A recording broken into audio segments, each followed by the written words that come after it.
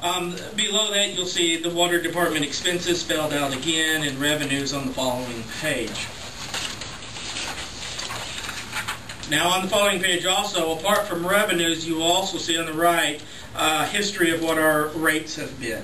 And the structure of our rates have changed a little bit over the years.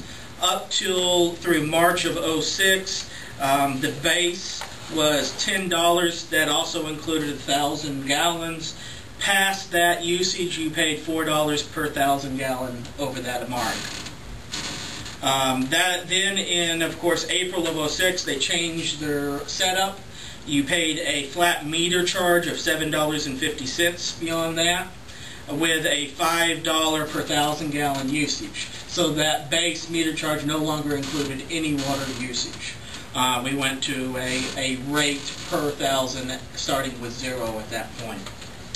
You see that there's been recently an increase that was built into the ordinance to occur. It went from $5 to $5.15 per 1,000, and the meter charge went from $7.50 to $7.75.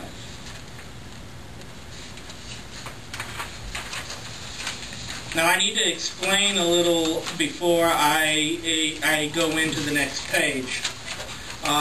One of the things that you'll notice on the next page is if you look in the middle, you'll see that the new totals that are being projected are at roughly $530,000. This is being presented instead of a $550,000 plan because of one of the solutions that has been presented. Many of you probably are currently aware that our situation at the wastewater treatment plant and our requirements from the DNR require us to have an additional employee or individual available for the purposes. One of the main purposes is sludge removal out of the facility. And one of the things we've been looking at doing is restaffing our scenario where we would take an individual who currently works out of the water department full-time and split their time, spending 40% of their time in the wastewater treatment plant. That way we can reduce our costs in the water department and still meet their DNR requirements for the amount of people that we have, not draw in more overtime, which occurred when we were down to 2 people. What we discovered is when we got down to 2 people at that time, we discovered that we were spending enough in overtime to justify an additional employee.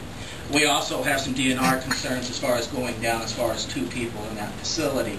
So now by staying at a little over 2.5 people, we keep DNR happy and we prevent from going into that overtime scenario.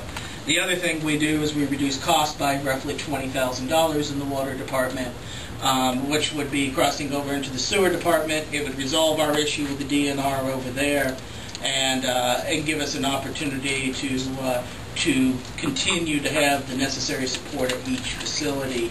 That basically, for the greatest degree, killing 2 birds with 1 stone. So that's one reason why in the next form you'll see us only adding up to $530,000 in the middle.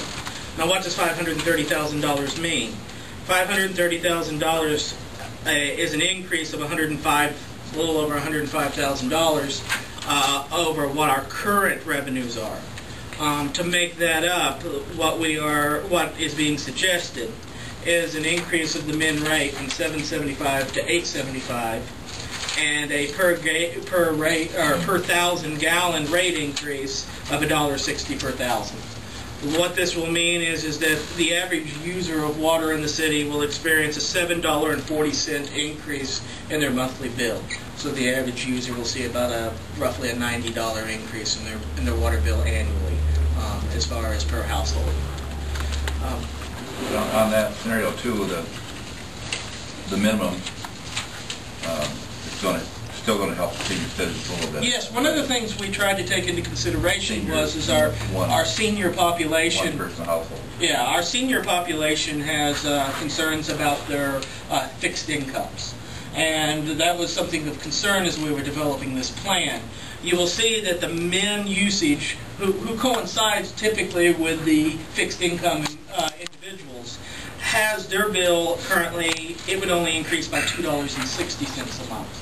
So you can see that as your usage goes up, your scale of increase in your bill would go up. So it's a one way that we we don't penalize those who are on a fixed income more than we would somebody who uses more water on a month-to-month basis. So when we were trying to do some comparisons on this, something interesting was discovered. One of the things that we discovered is that a lot of the cities in this state do not soften their own water. And Jim, you can probably come to this. You can probably talk about this issue as well.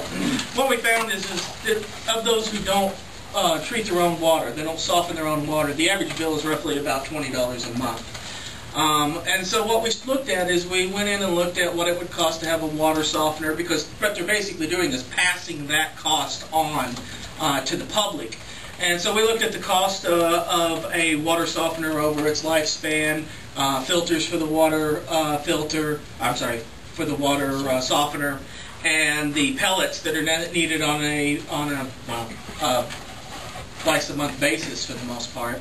And what we found is to run and operate your own plus your $20 a month water bill, most people are paying in this state about $390 for that level of service.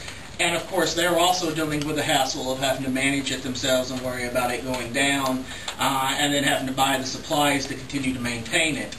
Under this program, the average user will be paying $420 a year.